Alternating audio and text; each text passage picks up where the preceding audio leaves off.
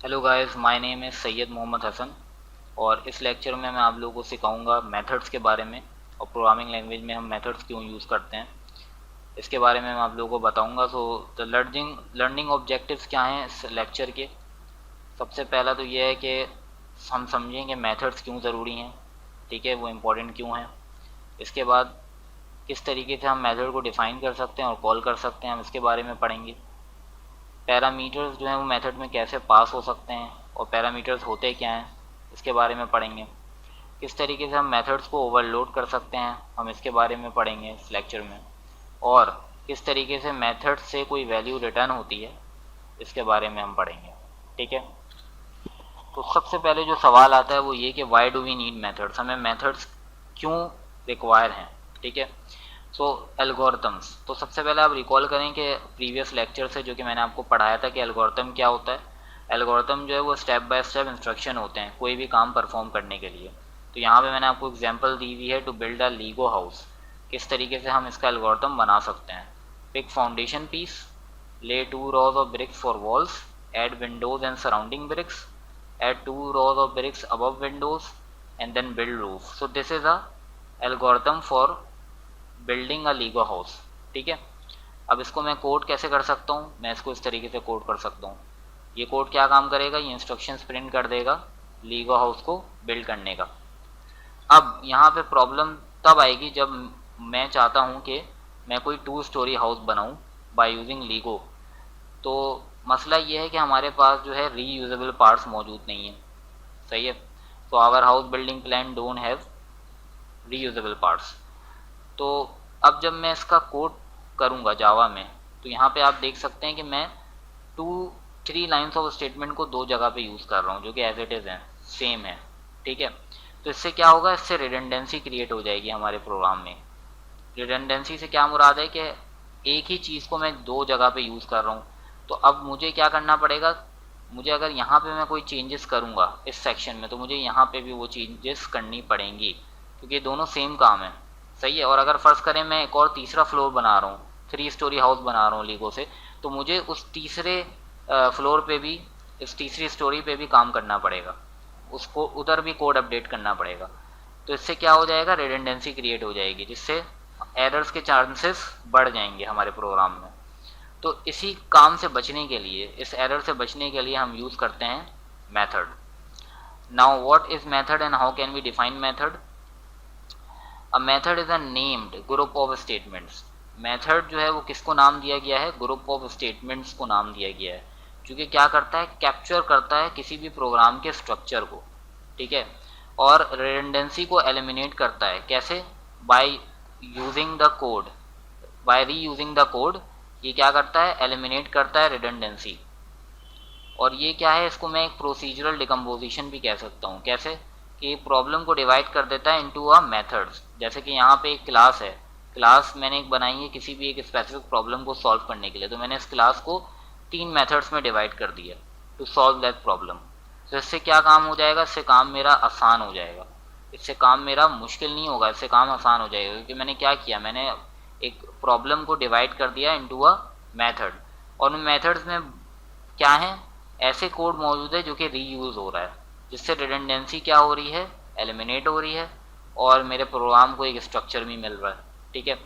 So writing a helper method is like adding a new command to Java. तो यहाँ पे मैंने एक स्टेटमेंट लिखी है कि अगर हम कोई हेल्पर मेथड लिखते हैं तो बेसिकली हम क्या कर रहे होते हैं, हम एक न्यू कमांड दे रहे होते हैं जावा प्रोग्रामिंग लैंग्वेज को, उसमें ऐड कर रहे होते हैं न्यू कमांड, ठीक है। Now there are 2 types of methods in Java. First one is static method and the next one is member method. Static method जो होते हैं वो हेल्पफुल फंक्शन होते हैं जो कि बहुत ही अच्छे काम परफॉर्म करते हैं हमारे लिए और हमारे लिए यूजफुल काम करते हैं। जितने भी मेथड्स थे मैथ क्लास के और करेक्टर क्लास के जो कि हमने प्रीवियस क्लासेस में पढ़े, और वो सारे स्टैटिक मेथड्स थे। मेंबर मेथड्स जो होते हैं वो किसी ऑब्जेक्ट टाइप से एसोसिएट होते हैं और ये काम करते हैं उसके डाटा पे जो कि किसी ऑब्जेक्ट के अंदर मौजूद हो। जैसे कि यहाँ पे स्ट्रिंग क्लास की मैंने एग्जांपल बताई है कि स्ट्रिंग क्लास जो है वो एक ऑब्जेक्ट टाइप है, तो उसका जो डाटा होगा उस पर जो मेथड्स काम करेंगे या परफॉर्म करेंगे एग्जीक्यूशन, वो क्या होंगे, मेंबर मेथड्स कहलाएंगे, सही है। तो इस तरीके से दो टाइप्स ऑफ मेथड्स होते हैं, एक स्टैटिक मेथड्स होता है और एक मेंबर मेथड्स होता है। स्टैटिक मेथड को मैं किस तरीके से डिक्लेयर कर सकता हूँ, ये इसकी सिंटैक्स मैंने आपको बताया है कि सबसे पहले मैं क्या बताऊंगा, मैं कीवर्ड मैंने यूज़ किया यहाँ पे पब्लिक, फिर स्टैटिक कीवर्ड यूज़ किया, रिटर्न टाइप बताऊंगा, नाम बताऊंगा मेथड का, और अगर मेथड में पैरामीटर्स हैं मौजूद तो मैं यहाँ पे उसको डिक्लेयर करूँगा, और फिर मैं यहाँ पे स्टेटमेंट्स बताऊँगा। तो ये जो सिंटैक्स है इसके अंदर सबसे पहले मैं क्या कर रहा हूँ, मैं मॉडिफायर एक्सेस मॉडिफायर बता रहा हूँ। तो एक्सेस मॉडिफायर क्या काम करता है, बेसिकली ये हमारी मेथड के एक्सेस की रिक्वायरमेंट को फुलफिल करता है। तो अगर मैं यहाँ पे बता रहा हूँ पब्लिक, तो इसका मतलब क्या है कि इसको कोई भी एक्सेस कर सकता है, सही है, कोई भी इस मेथड को यूज़ कर सकता है, ठीक है। इसके बाद जो मैंने कीवर्ड यूज़ किया है स्टैटिक, इसका मतलब क्या है कि ये फर्स्ट टाइप ऑफ मेथड है जो कि जावा में मौजूद होता है, जो कि क्या मैंने आपको बताया स्टैटिक मेथड है, ठीक है। और अगर मैं इसको यहाँ पे लिखूंगा नहीं, टाइप आउट नहीं करूँगा, तो ये जो है जावा इसको क्या बना देगा मेथड, इसको बना देगा मेंबर मेथड, ठीक है, अगर मैं स्टैटिक मेथड यहाँ से रिमूव कर दूंगा। उसके बाद यहाँ पे होती है हमारे पास रिटर्न टाइप। रिटर्न टाइप क्या काम करती है, ये स्पेसिफाई करती है कि कौन सी वैल्यू जो है वो रिटर्न करेगा हमारा मेथड जब वो एग्जीक्यूट हो जाएगा, जो उसका कॉलर है उसको कौन सी वैल्यू रिटर्न करेगा, ठीक है। उसकी टाइप बताती है कि उसकी टाइप क्या होगी उस वैल्यू की, जो कि वो हमारा जो मेथड है वो रिटर्न करेगा। तो अगर मेथड में कोई रिटर्न वैल्यू मौजूद नहीं है तो हम क्या स्पेसिफाई करेंगे, हम उसकी टाइप स्पेसिफाई करेंगे रिटर्न टाइप वॉइड, कि वो कोई भी वैल्यू जो है वो रिटर्न नहीं करेगा। तो हमें यहाँ पे क्या बताना पड़ेगा, हमें यहाँ पे बताना पड़ेगा वॉइड इसकी रिटर्न टाइप में, ठीक है। इसके बाद हमारे पास है नेम। नेम क्या है, जो भी हम मेथड को नाम देना चाहते हैं, तो ये जो नेम हम देंगे ये उसी रूल्स पे देंगे जो कि एक आइडेंटिफायर के लिए ही होता है। जावा के अंदर जो आइडेंटिफायर के रूल्स थे वही रूल्स इस मेथड के नेम पे भी एप्लीकेबल हैं। जैसे कि उसमें से एक रूल था कि हम डिजिट नहीं यूज़ कर सकते as a first letter of the identifier, तो वही रूल इसमें भी अप्लाई होगा, और बाकी जो रूल्स है वो भी इसमें अप्लाई होंगे मेथड के नेम के लिए। फिर इसके बाद हमें क्या करना चाहिए, हमें एक डिस्क्रिप्टिव नेम यूज़ करना है मेथड को, यानी जिस तरीके से आइडेंटिफायर के लिए ये रूल था कि एक डिस्क्रिप्टिव नाम होना चाहिए, उसी तरीके से मेथड के लिए भी ये है कि हमें एक डिस्क्रिप्टिव नेम देना चाहिए, ताकि जो भी हमारा सोर्स कोड रीड कर सके वो समझ सके कि ये मेथड क्या काम परफॉर्म कर रहा है, ठीक है। इसके बाद पैरामीटर्स, ये क्या है, पैरामीटर्स जो होते हैं लिस्ट ऑफ पैरामीटर्स जो कि मेथड जो है वो रिसीव करेगा अपने कॉलर से। जब भी मैं इस मेथड को कॉल करूँगा तो उसके अंदर मैं डिफाइन करूँगा पैरामीटर्स, ठीक है। अगर वो पैरामीटर्स मौजूद हैं, अगर मैंने डिफाइन किए हुए डिक्लेयर किए हुए मेथड के अंदर तो मैं बताऊंगा, और अगर कोई पैरामीटर्स नहीं डिक्लेयर हुए हुए मेथड के अंदर तो पैरेंथेसिस को हम खाली छोड़ देंगे जब हम कॉल कर रहे होते हैं। यहाँ पे भी हम उसको खाली छोड़ देंगे जब डिक्लेयर कर रहे होंगे मेथड को, ठीक है। इसके बाद ये जो है ये हमारी बंच ऑफ स्टेटमेंट्स होंगी जो कि एग्जीक्यूट होना है, जो कि काम परफॉर्म करेगा मेथड, उनको कहते हैं, ठीक है। इसके बाद ये जो है ये मेथड हेडर है, ठीक है, और ये जो है ये बॉडी है मेथड की, सही है। इसके बाद मैं यहाँ पे आपके सामने एक स्टैटिक मेथड को डिक्लेयर कर रहा हूँ, तो इसकी एग्जांपल क्या है, this is a simple example of a void method. ये एक वॉइड मेथड की एग्जांपल है जो कि कोई भी पैरामीटर नहीं ले रहा। तो इसको हम किस तरीके से डिफाइन कर रहे हैं, सबसे पहले मैंने इसका एक्सेस मॉडिफायर बताया, फिर मैंने इसकी मेथड की टाइप बताई, फिर मैंने इसका रिटर्न टाइप बताया, वॉइड है, इसका मतलब क्या है कि ये कोई भी वैल्यू को रिटर्न नहीं करेगा कॉलर को, जो इसको कॉल करेगा मेथड, ठीक है। फिर उसके बाद मैंने यहाँ पे इसको नाम दे दिया, इसको मीनिंगफुल नेम दिया वेलकम मैसेज, और फिर मैं यहाँ पे इसको प्रिंट करवा रहा हूँ दो स्टेटमेंट्स, ठीक है। तो it will going to print these two statements. अब यहाँ पे इसका आउटपुट आप देख सकते हैं कि सबसे पहले ये क्या करेगा, welcome to the YouTube course print करेगा, फिर दूसरी लाइन प्रिंट करेगा। तो यहाँ पे आप इस ब्लैक लाइन को जो है ये भूल जाएं, इसको आप कंसिडर ना करें एज एन आउटपुट। इसके बाद मैं इसको कॉल कैसे करवा सकता हूँ, कॉल मैं इस तरीके से करवाऊंगा, सबसे पहले मैं नाम दूंगा मेथड का, और अगर उसमें कोई पैरामीटर्स मौजूद हैं तो मैं उन पैरामीटर्स का भी यहाँ पे पास करवाऊंगा। So you can call the same method many time. ये बात याद रखिएगा कि हम एक मेथड को 10 बार भी करवा सकते हैं कॉल, 50 बार भी करवा सकते हैं, और उससे ज़्यादा भी करवा सकते हैं, तो इसमें कोई रिस्ट्रिक्शन नहीं है। तो यहाँ पे मैंने एग्जांपल बताई कि मैं कॉल कैसे कराऊंगा, इसके नाम से वेलकम मैसेज, और चूंकि ये जो मेथड है इसमें कोई पैरामीटर मौजूद नहीं था तो यहाँ पे मैं इसको एम्प्टी छोड़ दूंगा पैरेंथेसिस को। Alright, next is control flow, कि जब मेथड कॉल होगा तो फ्लो कैसे होगा, हमारा प्रोग्राम का कंट्रोल कैसे होगा फ्लो। तो सबसे पहले जब मेथड कॉल होता है तो जंप हो जाता है एग्जीक्यूटिंग ऑफ इट्स स्टेटमेंट, यानी उस मेथड में चला जाता है, उसकी स्टेटमेंट पे जंप कर जाता है कंट्रोल फ्लो, और फिर दोबारा से कंट्रोल फ्लो उस पॉइंट पे आ जाता है जहां से वो मेथड कॉल हुआ था। ठीक है, हर मेथड जो है वो अपनी एग्जीक्यूशन को कंटिन्यू करता है from the point of the call when the call returns, यानी उस तक एग्जीक्यूट करता है जब तक कि उसकी स्टेटमेंट मौजूद होती है। सही है। और जब मेथड जो है वो दूसरे मेथड को कॉल करता है तो वो फिर दूसरे अपने अंदर भी किसी और मेथड को भी कॉल कर सकता है। तो अब इसकी एग्जांपल मैंने आपको यहाँ पे बताई है कि यहाँ पे एक मेथड मैंने बनाया 12 डेज के नाम से, उसके अंदर मैं 2 मेथड्स को कॉल करवा रहा हूँ और फिर वो 2 मेथड मैंने यहाँ पे डिफाइन किए हैं। तो इसका आउटपुट क्या आएगा, ये आएगा। अब यहाँ पे फ्लो ऑफ कंट्रोल क्या है, वो ये है कि सबसे पहले तो ये डे 1 कॉल होगा जब ये मेथड कॉल होगा। ठीक है, फिर ये क्या करेगा, ये लाइन पे आएगा, इस लाइन को एग्जीक्यूट करेगा, फिर ये पॉइंटर जो है इधर रिटर्न हो जाएगा इसका कंट्रोल फ्लो, फिर ये दूसरे पे आएगा, इधर आएगा, इसको रिटर्न करेगा, ये एग्जीक्यूट करेगा लाइन को, और फिर ये यहाँ पे रिटर्न हो जाएगा, इस मेथड को दोबारा से एग्जीक्यूट करेगा इस लाइन को, फिर दोबारा इधर आएगा, फिर दोबारा यहाँ से इधर आएगा। तो ये कंट्रोल फ्लो मैंने आपको यहाँ पे शो किया।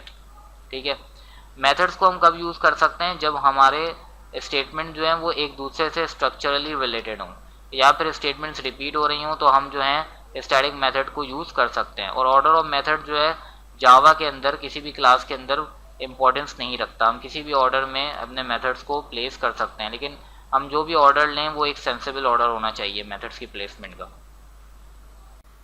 ओके, सो पैरामीटराइजेशन क्या चीज़ है। A parameter is something pass to a method by its caller. Parameter क्या होता है, कोई ऐसी चीज़ होती है जो कि हम मेथड को पास करते हैं जब हम उसको कॉल कर रहे होते हैं, यानी कॉलर के जरिए हम पैरामीटर को पास करते हैं to a method. We already saw parameters when we call the method of the math class. तो हम जब मैथ की क्लास के बारे में जो मैंने लेक्चर बनाया था उसके अंदर मैंने आपको मेथड कॉल किया था बाय यूजिंग पैरामीटर्स। तो ये बताया थी ये बात कि किस तरीके से हम कॉल कर सकते हैं पैरामीटर्स के साथ। Now we want to add parameters to our own method. अब हम इस लेक्चर में क्या चाहते हैं कि हम खुद से पैरामीटर्स को ऐड करें अपने ओन मेथड्स में। तो अ parameter is a variable with a slight twist. तो पैरामीटर क्या है, एक वेरिएबल ही होता है लेकिन उसके अंदर एक हल्का सा ट्विस्ट होता है। वो क्या होता है कि ये जो है ये डिक्लेयर होता है बाय अ मेथड, यानी हम मेथड में पैरामीटर को डिक्लेयर करते हैं और उसके बाद जब हम कॉल करते हैं मेथड को तो उसमें हम इसको इनिशियलाइज करते हैं। ठीक है, तो अब नेक्स्ट है इसका डिक्लेयरिंग अ पैरामीटर, के पैरामीटर को डिक्लेयर किस तरीके से करा जाता है। तो parameter stating that a method require a parameter in order to run. तो जब हम किसी भी मेथड के अंदर डिक्लेयर कर देते हैं पैरामीटर को तो उस मेथड को पैरामीटर की ज़रूरत होती है एग्जीक्यूट होने के लिए। ठीक है, तो जैसे कि मैंने यहाँ पे एक एग्जांपल आपको बताई है कि पब्लिक स्टैटिक वॉइड से हेलो, और यहाँ पे मैं एक पैरामीटर डिक्लेयर कर रहा हूँ। सही है, I am declaring a parameter right here. उसकी रिटर्न टाइप क्या है, स्ट्रिंग, और नाम उसका नेम है पैरामीटर का। और यहाँ पे ये क्या कर रहा है, ये सिर्फ खाली जो है एक लाइन ऑफ स्ट्रिंग जो है वो एग्जीक्यूट करेगा, प्रिंट करेगा, और उसके बाद जो है इस पैरामीटर को जो कि हम पास करवाएंगे by using a caller to a method, ये इसको प्रिंट कर देगा। तो जब व्हेन से hello is called the caller must specify a string value to print. तो जब हम इसको कॉल करेंगे इस मेथड को तो हमें जो है अब इसके अंदर पैरामीटर पास करवाना पड़ेगा कि जो मैं चाह रहा हूँ कि इसको प्रिंट करूँ। ठीक है, जो वैल्यू ये प्रिंट करवाना चाह रहा हूँ मैं उसको मुझे इसके साथ बताना पड़ेगा जब मैं इसको कॉल करूँगा। तो वो क्या चीज़ होगी, वो होगा इनिशियलाइज द पैरामीटर वेरिएबल, कि मैं इसको इनिशियलाइज कर रहा हूँ। तो यहाँ पे क्या है, मैं यहाँ पे आपको बता रहा हूँ कि किस तरीके से पैरामीटर्स को पास करेंगे। Calling a method in specifying values for parameter. तो बेसिकली क्या किया जाएगा कि सबसे पहले मेथड को कॉल करूँगा उसके नेम से, और फिर यहाँ पे मैं उसके पैरामीटर की वैल्यू बताऊँगा कि पैरामीटर में क्या देना चाह रहा हूँ। तो basically this does the initialization, there is no assignment operator involve. तो यही क्या करेगा, इनिशियलाइजेशन कर देगा, और इसके अंदर कोई असाइनमेंट ऑपरेटर जो है वो इन्वॉल्व नहीं होता है। तो लेट सपोज कि मैंने जो है यहाँ पे डफ पास करवाया, मैंने एक मैंने मेथड बनाया जिसके रिटर्न टाइप वॉइड है, और मैं यहाँ पे उसी मेथड के अंदर जो है उससे हेलो के मेथड को कॉल कर रहा हूँ और यहाँ पे मैं पास करवा रहा हूँ डव। तो इसका आउटपुट क्या आएगा, hello my name is Dove. ये मैंने क्या पास करवाया, मैंने पैरामीटर पास करवाया, क्योंकि यहाँ पे आप देख सकते हैं कि स्ट्रिंग टाइप का ये पैरामीटर है, तो मुझे इसको इन्वर्टेड कॉमा में क्लोज करके पास करवाना पड़ा। सही है, क्योंकि ये एक स्ट्रिंग है, इसका जो रिटर्न टाइप है वो स्ट्रिंग है। तो हमेशा हमें जब भी स्ट्रिंग को असाइन करनी है वैल्यू या पास इन करवाना है एज अ पैरामीटर, तो हम क्या करेंगे, उसको इन्वर्टेड कॉमास में, डबल इन्वर्टेड कॉमास में उसको पास इन करवाएंगे। ठीक है, इसके बाद मल्टीपल पैरामीटर्स, हम मल्टीपल पैरामीटर्स भी यूज़ कर सकते हैं, किसी भी मेथड में वो एक्सेप्ट कर सकता है उसको। तो इसकी डिक्लेरेशन कैसे होगी मल्टीपल पैरामीटर्स की, ये जो है सबसे पहले डाटा टाइप आएगी पैरामीटर की, फिर नाम आएगा और फिर कॉमा से हम सेपरेट करेंगे मल्टीपल पैरामीटर्स को। ठीक है, और जब इसको कॉल करेंगे तो पैरामीटर मेथड का नाम आएगा, उसके बाद जो है जो वैल्यूज़ हम पास करवाना चाह रहे हैं for the parameters, for the multiple parameters, हम उसको सेपरेट करेंगे कॉमा से। अब यहाँ पे एक चीज़ बहुत इंपॉर्टेंट है, पोजीशन। वो ये है कि वैल्यूज़ और पैरामीटर्स जो होंगे वो पोजीशन के ज़रिए मैच होंगे। तो ये जो पहली वैल्यू हम देंगे, ये जो वैल्यू होगी ये इस पैरामीटर के लिए होगी। ठीक है, उसके बाद दूसरी वैल्यू दूसरे पैरामीटर के लिए होगी, तीसरी वैल्यू तीसरे पैरामीटर के लिए होगी। तो इस तरीके से ये पोजीशन बाय पोजीशन जो है ये वैल्यूज़ जो हैं ये असाइन होंगी मुख्तलिफ पैरामीटर्स को। तो ये बात आपको बहुत इंपॉर्टेंट है जो कि आपको जहन में रखनी है। इसके बाद है ओवरलोडिंग। ओवरलोडिंग क्या कहलाई जाती है प्रोग्रामिंग के अंदर, two or more methods can be defined with the same name. अगर पैरामीटर लिस्ट जो है उनकी जो है वो यूज़ हो डिटरमाइन करने के लिए कि कौन सा मेथड जो है वो इन्वोक हुआ है। तो आसान लफ्ज़ों में मैं आपको बता दूं कि ओवरलोडिंग कहलाई जाती है कि जब हम कोई ऐसा मेथड बनाएं जो कि सेम नाम का हो और उसको एक से ज़्यादा बार हम डिफ़ाइन करें, सही है, उस मेथड को, लेकिन उसके अंदर पैरामीटर्स हम डिफरेंट यूज़ करें, तो हम ये कहते हैं कि ये ओवरलोडिंग है। तो इस एबिलिटी को जो है ओवरलोडिंग कहा जाता है। तो इससे जो है हम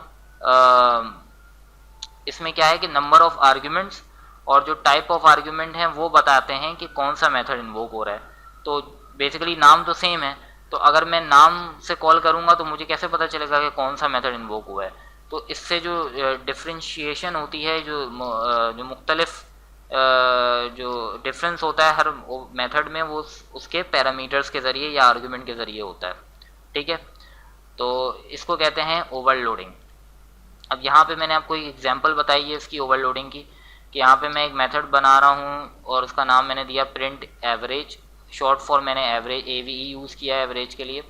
और यहाँ पे मैंने आप दो इसको पैरामीटर पास करवाएं जो कि रिटर्न टाइप, जिनकी डाटा टाइप जो है वो इंटीजर है। ठीक है, तो जब यहाँ पे फिर मैंने एक और इसी तरीके का यहाँ पे मैं स्टेटमेंट्स बताई हैं और इसी तरीके का एक दूसरा मेथड बनाया जिसमें मैंने 3 पैरामीटर्स पास करवाए। अब यहाँ आप देख सकते हैं कि दोनों के नाम सेम है, लेकिन डिफरेंस किसके अंदर है, इसके पैरामीटर्स में। इसके अंदर 3 पैरामीटर्स हैं लेकिन इसके अंदर सिर्फ 2 पैरामीटर हैं, तो इसको कहते हैं मेथड ओवरलोडिंग।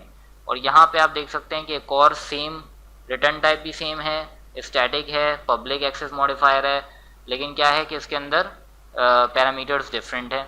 और डिफरेंस किस में है, डाटा टाइप में, कि इसकी डबल है डाटा टाइप और इन सब की इन दोनों में इंटीजर है।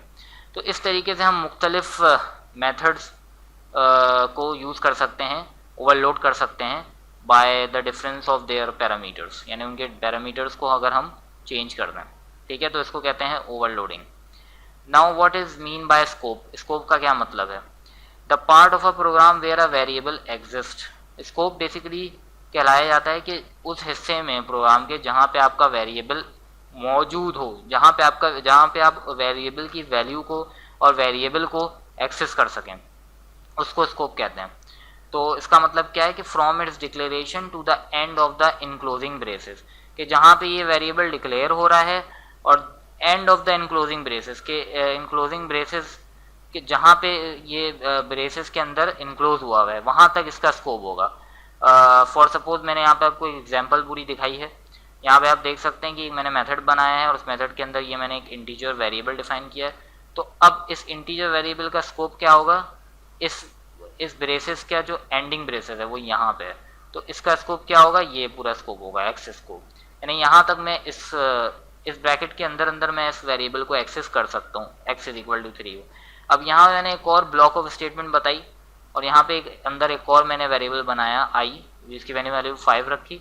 इसका स्कोप क्या होगा, इसका स्कोप सिर्फ ये दोनों बाउंड्रीज होंगी। बेसिकली आप बाउंड्रीज समझ लें इसको, कि ये जो है यहाँ तक मैं इसकी वैल्यू को एक्सेस कर सकता हूँ इस ब्लॉक ऑफ स्टेटमेंट के अंदर, बाहर मैं इसको एक्सेस नहीं कर सकता इससे बाहर। ठीक है, यहाँ पे भी मैंने कमेंट आउट किया हुआ है कि I no longer exist here and ex ceases to exist here. So basically this is the scope. Okay, now scope implications. A parameter has the scope of the method it is declared in. Parameter का क्या scope होता है, जिस method में वो declare होता है वही उसका स्कोप होता है। ठीक है, तो variables without overlapping scope can have same name.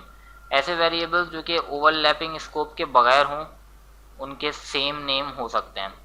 ठीक है, यहाँ पे मैंने एक एग्जांपल दी हुई है कि ये इंटीजर मैंने बताया num1 num2 इस मेथड के अंदर, और दोबारा मैंने यहाँ पे बताया num1 num2। तो बेसिकली ये क्या है, यहाँ पे ये चीज़ जो है ये ओके है। ठीक है, सेम नेम हो सकता है। जैसे यहाँ पे मैं आप देख रहे हैं, यहाँ पे भी num1 है, यहाँ पे भी num2 है, यहाँ पे भी num1 है, यहाँ पे भी num2 है।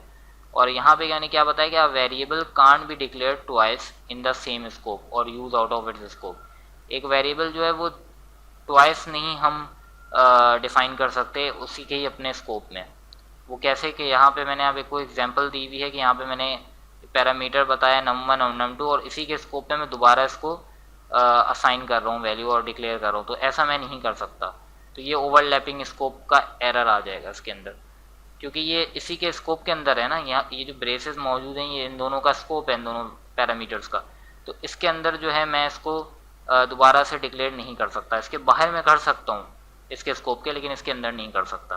ठीक है, इसके बाद how parameters are pass. Parameters जो हैं वो पास कैसे होते हैं, जब कोई मेथड कॉल होता है तो वैल्यू जो होती है वो कॉपी हो जाती है पैरामीटर के वेरिएबल में। ठीक है, और फिर मेथड एग्जीक्यूट करता है उस वैल्यू को लेकर जो कि पास करती है, जो कि पैरामीटर में मौजूद होती है। This is known as the call by value mechanism. ये क्या चीज़ कहलाती है, कॉल बाय वैल्यू मैकेनिज्म कहलाती है, और इसको कहा जाता है पास बाय वैल्यू भी, also known as pass by value. For suppose मैंने यहाँ पे कि मेथड है, इसके अंदर अभी आप देख सकते हैं कि इंटीजर वेरिएबल जो है वो 5 के बराबर है, और मैंने यहाँ पे एक डबल मैं कॉल कर रहा हूँ मेथड को, और उसके अंदर मैंने क्या पास करवाई, वैल्यू 3 पास करवाई। तो और फिर दोबारा डबल पास कराया मैंने, x पास कराया, तो x की वैल्यू क्या है, 5 है। तो जब ये 3 कॉल होगा, अब यहाँ पे देख सकते हैं कि क्या होगा, इधर आएगा, यहाँ पे आके इसको your value double if +2 into num. तो नम के अंदर अभी क्या है, 3 है। ठीक है, तो ये इसको कॉन्केटिनेट कर देगा और ये मेरे पास एग्जीक्यूट होके इसके अंदर वैल्यू हो जाएगी। यानी ये बेसिकली उसको जो भी नंबर यहाँ पे पास इन होगा उसको 2 से मल्टीप्लाई कर देगा, उसको प्रिंट कर देगा। ये फंक्शन सिर्फ ये काम कर रहा है। तो यहाँ पे मैंने आपको इसकी पास करने का तरीका बताया कि वैल्यू को हम पास किस तरीके से कर सकते हैं। Now value semantics. Modifying the parameter will not affect the caller's variable. जब हम पैरामीटर को मॉडिफाई कर रहे होते हैं तो इससे कॉलर्स के वेरिएबल जो हैं वो अफेक्ट नहीं होते, even those use to initialize the parameter. अगर वो इनिशियलाइज भी हो रहे हों, पैरामीटर इनिशियलाइज करने के लिए भी यूज़ हो रहे हों पैरामीटर को, तब भी उससे अफेक्ट नहीं होता कॉलर्स के variable. This is because the parameter receive a copy of the variable. ये इसलिए होता है क्योंकि पैरामीटर जो है वो क्या करता है, रिसीव करता है वैल्यू की कॉपी।